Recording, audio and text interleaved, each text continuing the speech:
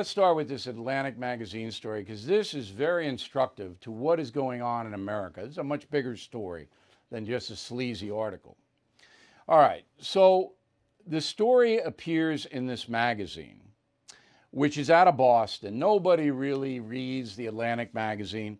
It's owned by a woman named Lorraine Jobs, the widow of Steve Jobs, all right? Now, Lorraine Jobs is a fanatical leftist.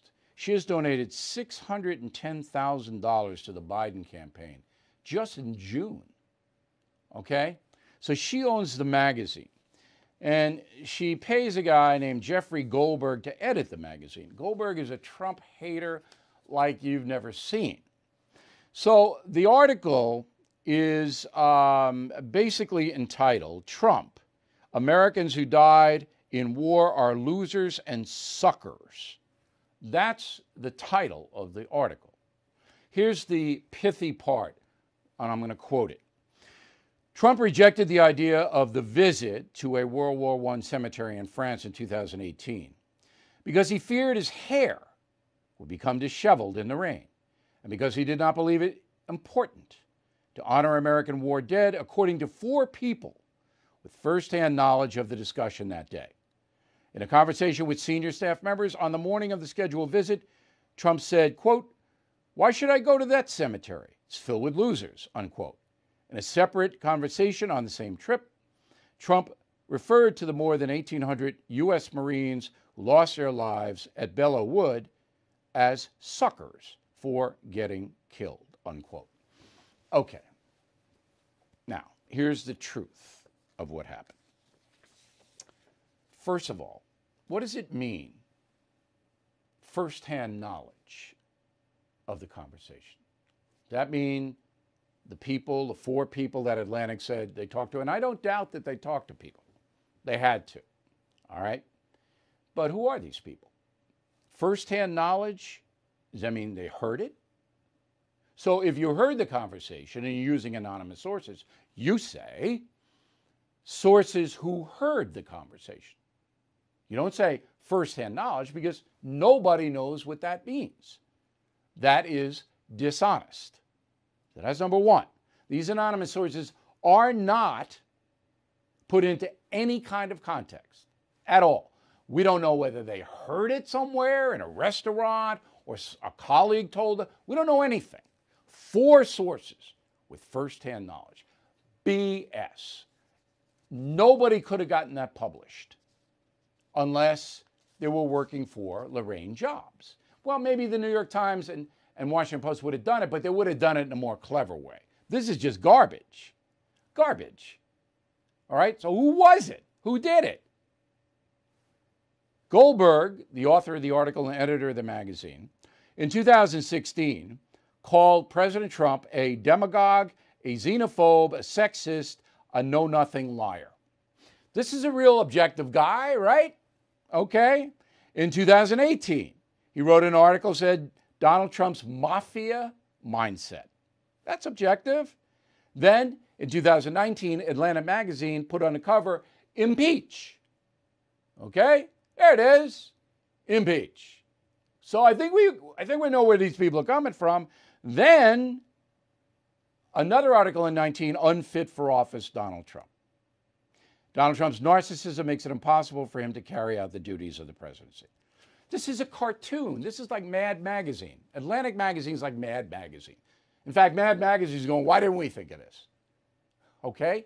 Now, if somebody had done this to Joe Biden, never would have gotten out into the media. Media would have said, this is a bunch of crap. You can't write an article about 4 people with firsthand knowledge and not define them. It never would have gotten out. Maybe on the far right websites, and there are not very many of those, but it did get out. Okay, here's the kicker. John Bolton, who despises Trump and wrote a book cutting his throat, okay, said this. Go. According to what that article said, the president made disparaging remarks about our soldiers, the people buried at the Marne Cemetery, in connection with the decision for him not to go to the ceremony that was planned that afternoon. And that was simply false. I don't know who told the author that, but that was false. And I recounted that in my book, The Room Where It Happened, and reaffirmed that in response to questions the next day. Bolton says it's bull. And Bolton was a national security advisor. So he's just, Bolton, the guy who's just slamming Trump all day long. Pompeo likes Trump. Secretary of State says, look, I was there. I never heard anything like this. Now, if Donald Trump had actually said, these are losers the U.S. Marines killed in World War I, okay, if he had said that, it wouldn't be 2 years later that this would become forth. Everybody would have known that. And that would have gotten around real fast. But no, it comes 2 months before the election. So this doesn't stack at all. So, my friend Jennifer Griffin, excellent reporter, Pentagon reporter for the Fox News Channel. Jennifer is one of the finest human beings I know. She helped with Independence Fund, got me involved with the track chairs for the vets who were severely wounded. She is an excellent reporter. Okay.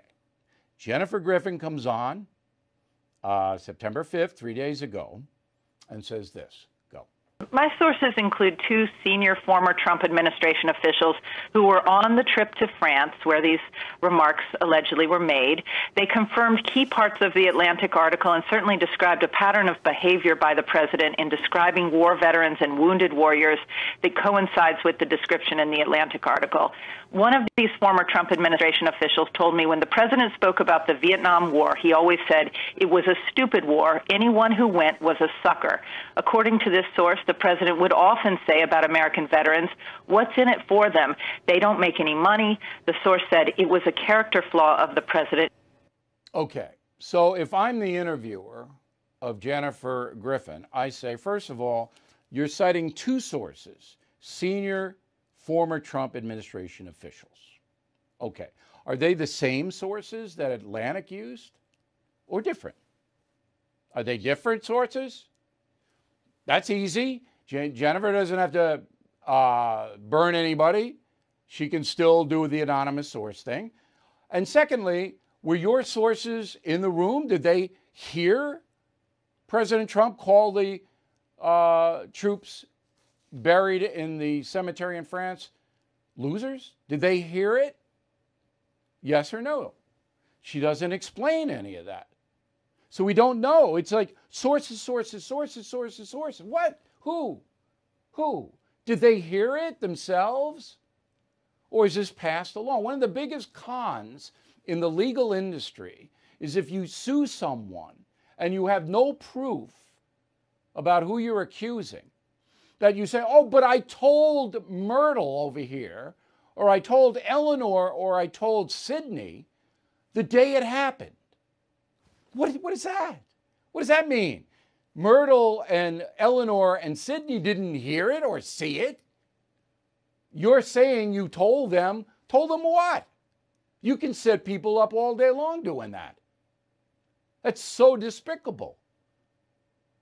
All right, so Jennifer has 2 sources, I'm sure she'd never, ever mislead anyone, who said, yeah, Atlantic magazine is pretty accurate.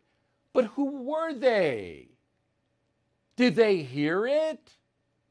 And if not, who did they hear it from? You can say all that by using anonymous sources. She doesn't. Now, here's what's true. So I wrote The United States of Trump, and I'm brutally honest about Donald Trump, as you know. The first thing is that Donald Trump did not want to go to the cemetery. He didn't want to do it.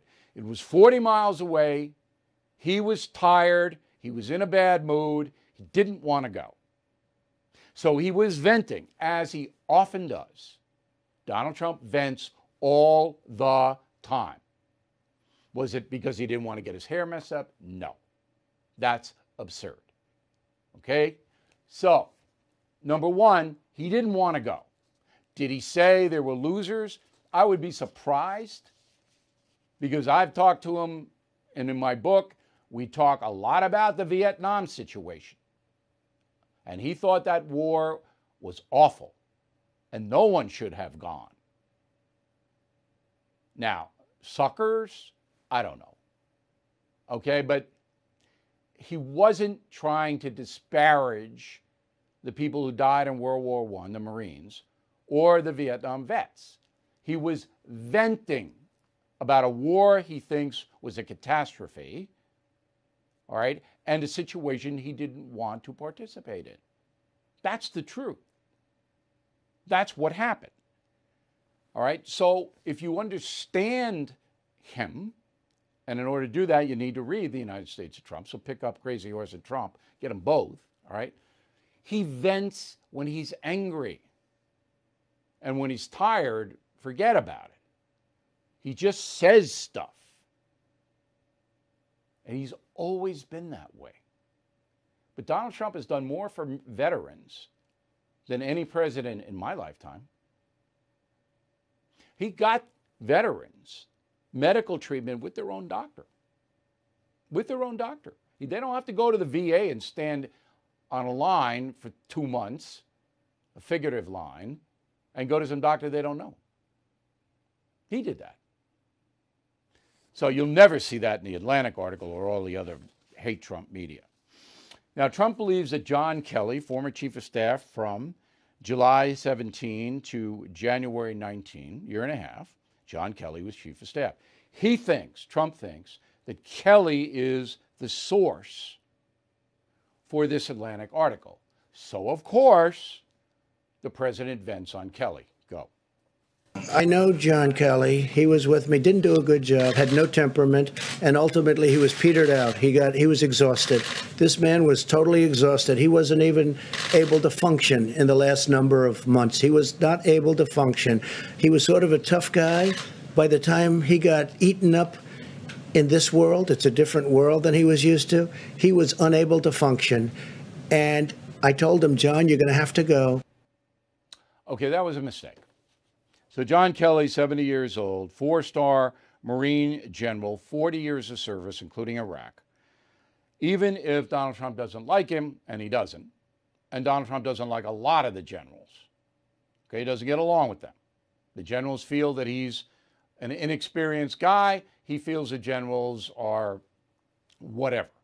But it's not necessary to do this. John Kelly served his country honorably. And that's what the president does. He vents. That's venting. Because he believes that Kelly is responsible for the... Now, Kelly may be, may not. I don't know. But I would never do that myself. LA Times. Now, this is going to be the worst campaign, most revolting, most defamatory on both sides, but primarily the press is going to go after Trump. The right wing will go after Biden, and talk radio will go after Biden. But this is, I'm just going to give you an example of what this is. LA Times headline, new Trump ads stoke racial bias among white people in Minnesota and Wisconsin. All right, racial bias, the ads stoke that. All right, here's one of the ads. Go. Lawless criminals terrorize Kenosha. Joe Biden takes a knee. Biden and the radical left's weak response has led to chaos and violence, and their calls for defunding police would make it worse. President Trump is making it stop, sending National Guard and federal law enforcement to protect Wisconsin's families. Communities, not criminals. Jobs, not mobs. Strong leadership when America needs it most. I'm Donald J. Trump, and I approve this message. So that stokes racial bias among white people? LA Times? That's just a political ad. Awful.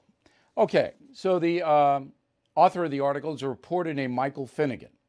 It's a reporter, not a commentator, not an editorial guy. He's a reporter. Okay, he tweets. This is the objective reporter. He tweets. Trump had a chance to reassure black Americans he gets their grief and rage each time police kill or injure black people. Instead, he dismissed protesters as anarchists, warned of mob rule, and ignored longstanding racism. Ignored longstanding racism? All right, here's another one. Facing crisis, Trump attacks Biden with angry broadsides and false charges as he seeks to reframe the election as a choice rather than a referendum on his first term. Final one. Baseless birther attack on Kamala Harris shows how Trump is struggling to define her. How about that? Oh, look at that. Okay, so this is a reporter putting that stuff out in a tweet.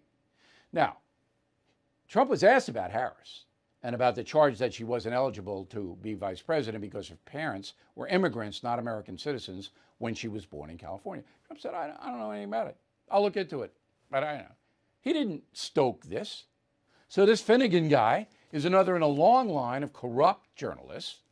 I've never seen so much corruption in one industry as I see now in the press. I want to bring in one of my favorite sports guys, and I've known him for years, and he's been on the O'Reilly Factor and all that, Stephen A. Smith. He's one of the few guys at ESPN that anybody's ever heard of. I don't even know where you get these guys, but they come from Argentina. I love soccer. I love soccer. I don't know who they are, but I know you. I know you. Right. Okay, so am I being unfair by saying as a fan, I don't want to see politics on game day? I think you are. And the reason why, and first of all, thank you for having me on your show. You and I have tussled back and forth in a very friendly manner on numerous occasions in the past. So I'm happy to do it again with you. I think you're being a bit unfair in this regard. And I'll say the same thing to you that I said to the great one, Mark Levin, a few weeks ago. You would have a profound point if indeed stuff was taking place while the game was being played. Somebody protesting or kneeling or what have you before a game takes place isn't impeding your ability to enjoy the game. And that's what I would take. That's where I would challenge folks in that regard. When Colin Kaepernick when Colin Kaepernick took a knee, you can call that politics. To black folks, we don't consider that politics. You know, if you're talking about a president, if you're talking about an elected official, if you're talking about policy, well, that's politics. If you're talking about what's going on in the streets of the United States of America, then that's real life, and that's real life issues. And we would, and somebody like myself, along with various others, would challenge the notion that that's politics invading the sports. It's not politics. All right, let me challenge you. Number one, Sure. Colin Kaepernick has become a political guy. If you looked at his 4th of July message just a couple of months ago, it was virulently anti-American. I mean, it's basically Yes, saying that's it's true. a horrible country. So he's a politician. Right. Number two, on the field this year, there will be decals on helmets. And most of the decals will say things that are sympathetic to social justice. So that's during the game that I'm getting a political message on the helmet.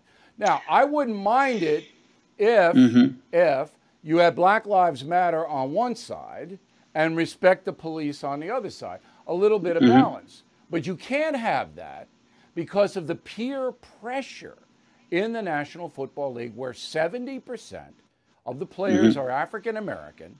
And a guy like Drew Brees, a white guy, says, you know what, I'm not going to kneel because I've got a legacy, a military legacy, and I respect the flag. And he's almost drummed out of the league. Well, first of all, let me say a couple of things. Number one, you and I don't disagree. I love that argument about balance. I am not somebody that's averse to that. I'm not opposed to that by any stretch of the imagination. If you sat on one side and you had Black Lives Matter, but you also had on the other side, respect our law enforcement officials and things of that nature, I don't have an aversion to that whatsoever. That's number one. So there's no resistance here in that regard. What I would tell you about Drew Brees, who is a good man and a phenomenal football player and has been very charitable and philanthropic in many, many ways to benefit various disenfranchised communities throughout this country. Definitely, there is no question that some of the uproar that was aimed in his direction was a bit excessive. But as somebody who has spoken to Drew Brees, as somebody that knows him a little bit, let me give you this insight. When he responded, understand what the problem was. His problem was there was an issue that took place. And then when he was asked about the national anthem, when Colin Kaepernick originally took a knee, I'm not talking about his comments this past summer that you highlighted and accurately so.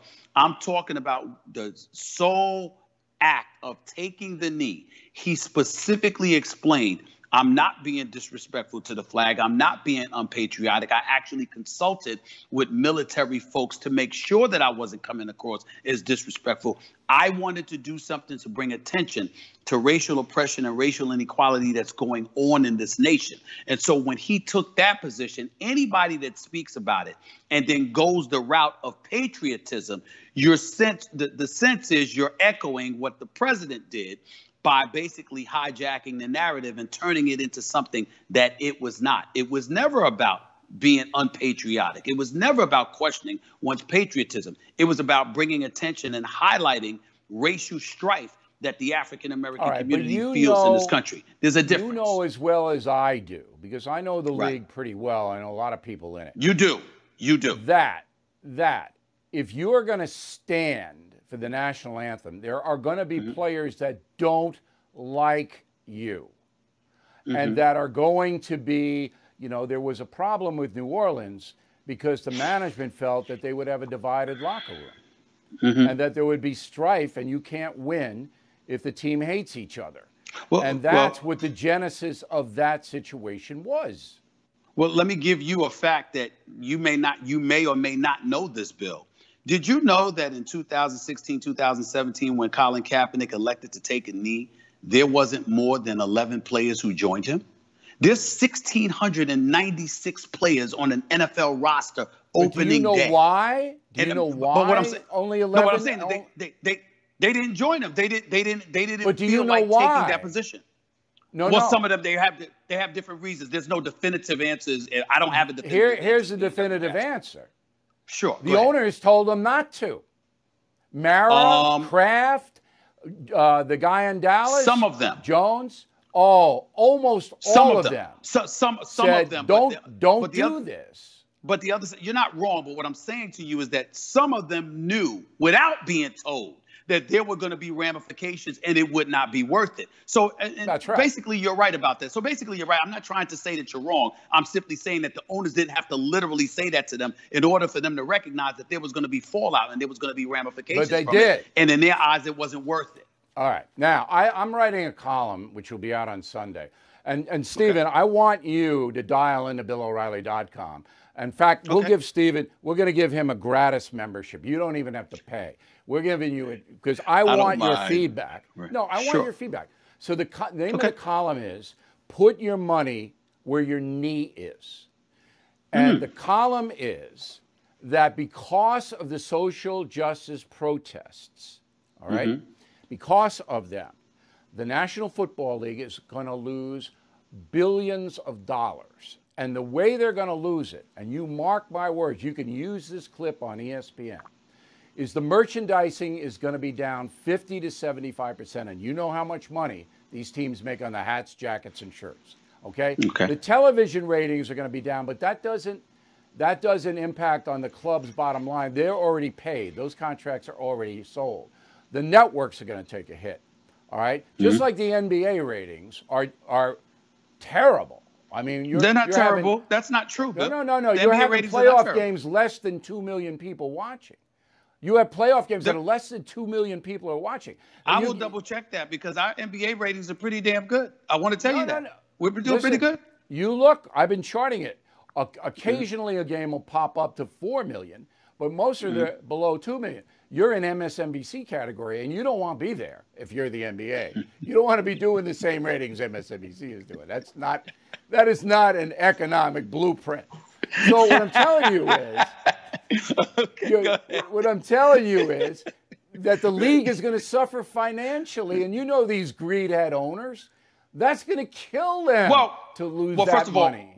Well, you're right about the greed of the owners because you have to remember they had projected that Colin Kaepernick on an NFL roster a few years back, if he had appeared on an NFL roster, it would have cost them about 20% of the gate. And this is them complaining about that in spite of receiving $226 million per owner from their television rights alone. And so you're absolutely right. They're going to penny pinch. They're going to count every dollar and every penny. And if they're losing any money, there definitely are going to be repercussions. Make no mistake about it, because what they're going to say to the players is that if we're losing money, we're going to ensure that you lose money. You want to call yourself a partnership, just like you share in the profits, you're going to share in the losses as well. That's what the NBA is going to have to deal with because of this pandemic. So you do have a point in that regard. My only retort to all of that would be this. America is about 60% white at this particular moment in time, if I remember correctly. 14% African American, and then obviously about 17 to 18% Hispanics. So when you say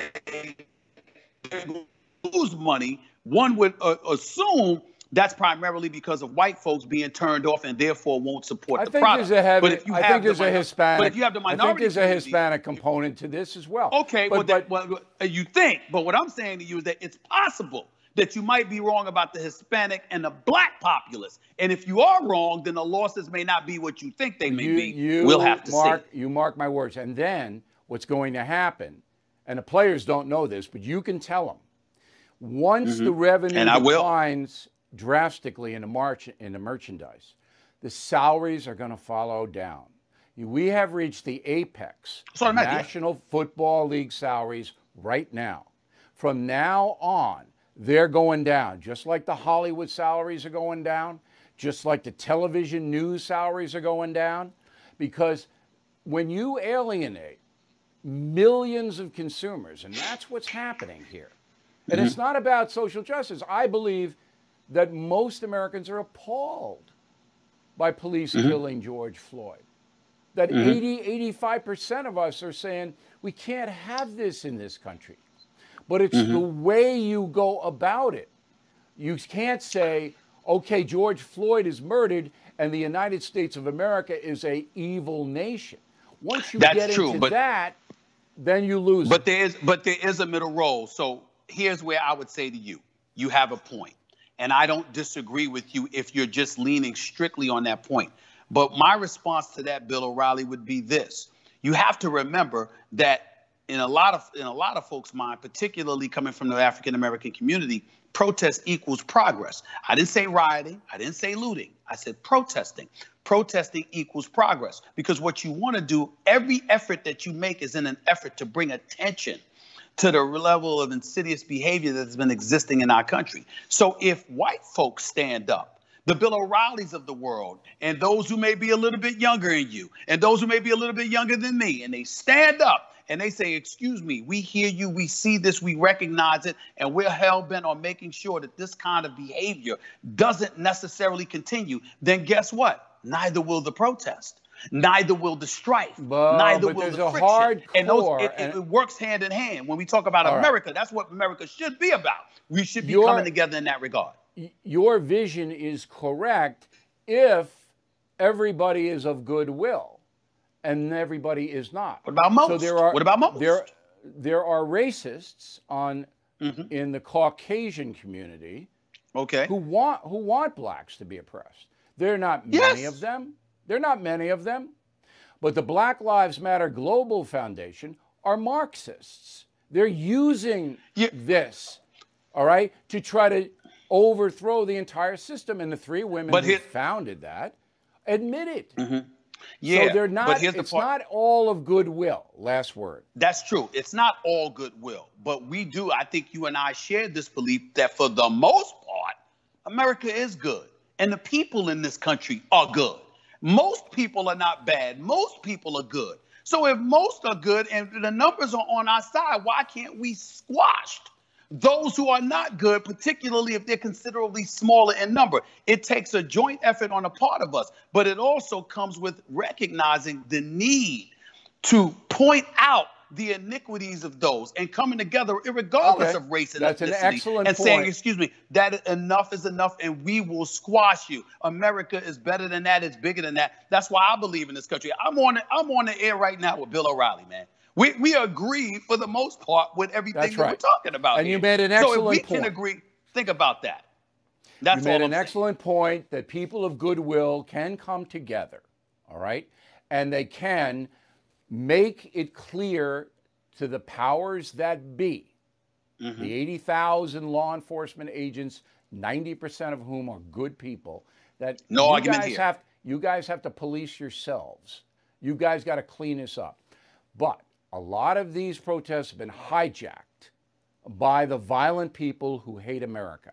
That has to be acknowledged. That is acknowledged, and it's important to point this out. Not you know on the how many field.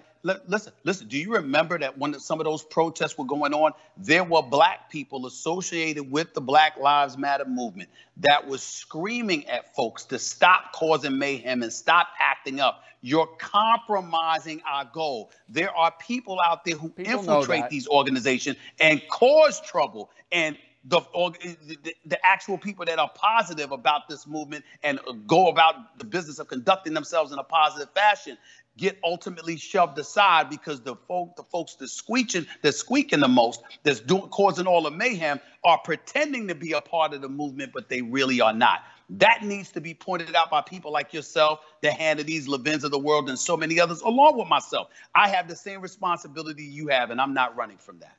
All right. I think the discussion we just had for about 15 minutes was probably one of the best discussions that have been on the air anywhere. And that's why I wanted you to come on the program, because I knew that would be the case. We're going to keep in touch with you, Stephen. You're going to see that my predictions about merchandising and about the owners are correct, because as you know, I'm always right. I'm always right. I don't know that. No, I don't know that. I love coming on with you and telling you where I think you're wrong. That's part of the fun of being interviewed by you. It's no problem. It's no problem at all. We'll have you back soon. Thanks, Stephen. We really appreciate it. All the best to you. Take care, buddy. All right. Okay, enough politics. Let's go to the man cave in Santa Barbara, California, where Dennis Miller is contemplating the end of summer. And, you know, Miller, it's a riot. I'm looking at the background here. It does look like you're in the bunker. You're okay. COVID can't get through, can it? You know, Bill, I'm not so sure about COVID. I know there's something out there. I don't quite know what it's completely about. Sorry, I'm not a big Skype guy. I'm trying to figure out how to do this. But, let me work off those Emmys. Back. Okay. Listen, I don't quite know everything I need to know about COVID. I do know that I'm not going to wear a mask for the rest of my life. And I also know that many of the reasons I wear a mask now is so I don't get shot by somebody who wants me to live forever, which would be just too weird for me. All right. And I don't know how many people are in that category that want you to live forever, but I will assume there are people like that. Now, you're a big world traveler. I mean, Miller has been almost as many places that I have, maybe more. So last time we talked to him, he was in Sri Lanka someplace fighting elephants or doing something. Have you been able to travel this summer? What did you do for this season? That's so funny that you said that, because Sri Lanka is opening up in October again, and I'm thinking of going back and living there for a little bit, or maybe a longer bit. But let's see, I go up to the mountains. I have a place up in the mountains, and I've been up there a lot this summer because, you know, that sort of travel is still allowable. All right, so that's in Idaho. I'm not going to tell people where it is because some of the people that don't want you to live forever might show up, and we don't want that. Okay. Well, it's very rancorous out there, Bill. I don't know if you're noticing, but one has to wonder if it was this polarized before the Civil War, quite frankly. When I read about the Civil War, I think we've had this chat before. Many of the guys seemed to go to West Point together, and there was a gentlemanly discourse that went between them. Then they settled with the states. Indeed, Robert E. Lee, you know, was a citizen of Virginia. That's why he went that way, or he could have commanded the Union troops. But in many ways, there was a massive sin on our souls at that point, slavery, and that's what caused the country to bifurcate. But one has to wonder on a day-to-day basis, sans social media, was it as ugly and hateful as it is now? And I'd have to guess no, quite frankly. It's close, though. You know, we have a new book, Killing Crazy Horse, out today, as a matter of fact. And the bitterness between the white settlers and the Native American tribes is off the chart. And that's never really been reported, I do. But we are living in an age now of bitterness. There's no doubt about it. But, you know, this makes your life really difficult because you're a comedian and you are a politically incorrect guy. I mean, I never know what you're going to say. You're not a predictable guy. But now you can get canceled, and comedians certainly have, if they say the wrong thing. Is that a topic of discussion among your peers? You know, I don't talk to, and by the way, I have a book coming out today called Killing Crazy Guggenheim, the unknown story about Frank Fontaine from the Gleason show. So that's so weird that you would have that one coming out. Competition. I don't, listen, I know where I'm at in life right now. I don't want to work that hard. It's not the time to be working that hard. I don't call comedians and talk about being canceled or all that. Everybody can do what they want to do. I think the smartest guys would go out there right now. And let's say if you're a huge comedian, Bill Burr, brilliant man, and Dave Chappelle, brilliant guy, I think you can brush up against the third rail of the cancel culture. If I was a younger comedian, I'd stay way far away from anything. I'd mute my feelings down. They've got a toehold now, and they will take away your ability to, you know, earn a living. So that would be my advice if I did talk to anybody about it, but I don't. Okay. You and I are movie fans, old movies, and when you see something like Blazing Saddles, Animal House, The Producers, a lot of Mel Brooks material, you know that that couldn't be made today. I mean, the studios would never go for it, correct? Well, that's one thing, Bill, but the grievance archaeology that's going on right now is amazing to me. The people who go back and dig in things from the past, it's like going back and, you know, unearthing King Tut and wondering why he's not dressed in contemporary clothes. Let's face facts. There's been crap all through human history. There's been indignities and hate and mistakes and oversights and abhorrences all throughout human history. And there's enough things on our plate today that we should come together and kind of do a fireman's carry to kind of eradicate.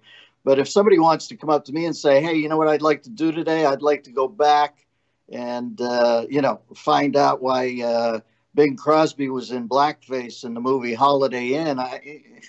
They can do it if they want. I just, it's not my thing. Let's say this: man has screwed up throughout history. All men have screwed up throughout history.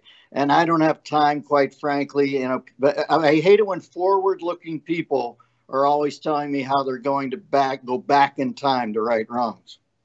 Now, I think that's a very astute analysis because it's a total waste of time. It's boring, but it's also limiting our freedom of speech. Now, you've made a nice living over, I think you're what, 82 years old now? So that's 83. 83 okay. years So we're talking old, 60 Bill. plus years that you've made a nice living with your mouth. With your mouth. With saying irrelevant things, irreverent things, not irrelevant, irreverent things, all right? But now you can't do that. I mean, not only you, Dennis Miller, but it's so boring. It's, you know, I was talking to somebody about the Killing Crazy Horse, and I was saying, you know, I take you and I put you right in the teepee. Can I say teepee? Is that allowed anymore? You know, I mean, it's really this cancel culture of all of this stuff that's going on now. I think this is the most dangerous because it shuts down creative speech. It shuts down robust debate. And, you know, when I'm watching TV now, watching these commentators, I mean, these people are like, they say at the end of the day 50 times, and they're petrified to say anything. Have you noticed that? Well, let's just say this. If I were you and I was coming out with that book today, I would call it Emotionally Stunted and for Just Cause Horse instead of Crazy Horse. Because that's where we're at right now. We're going to go back and say, you know, we're not going to talk about the whole incident through a historical prism. We're going to go back and say, why would you denigrate the man by calling him Crazy Horse? It's that's what his mom named him. So we'd have to cancel. We'd have to cancel his mom. His mom's canceled. Well, you have to wonder. You have to page Dr. Freud or the Oedipus complex when your mother literally brings you into the world and immediately pronounces you Crazy Horse. It must have been a breech birth. He must have come out sideways. That's a rough name right out of the blocks. Yeah, I know. And it was unfair. And if there's any statue of Crazy Horse's mom, it's got to come down, Miller. Last word. All I know is this: life on a day-to-day basis has ups and downs in the moment. I don't need to get into the Rod Taylor time machine and go back to bedrock to see if Fred's working too many hours at the rock quarry with Barney Rubble, okay? We got enough problems today. Let's say that happened. We can't go back. Let's figure out where we go from here, and I think there is progress being made. All right, Dennis Miller in the bunker in California, everyone, where I'd be if I were out there. Hey, we'll talk to you again soon, Miller. Thanks a lot for helping us out today. Good to see you, Billy O. Okay, here's a final thought of the day. This week has been a little overwhelming. I mean, I have the release of Killing Crazy Horse. I've got to do this show. I've got to do my radio shows. A little overwhelmed. The urchins are back in school, live school with teachers, and one's in college, one's in high school, and everybody's running around. Do we have enough masks? Blah, blah, blah. I got like 50 masks in the trunk. So anyway, overwhelmed. I know you feel the same way. When you get overwhelmed, slow it down. Slow it down. So all of us do.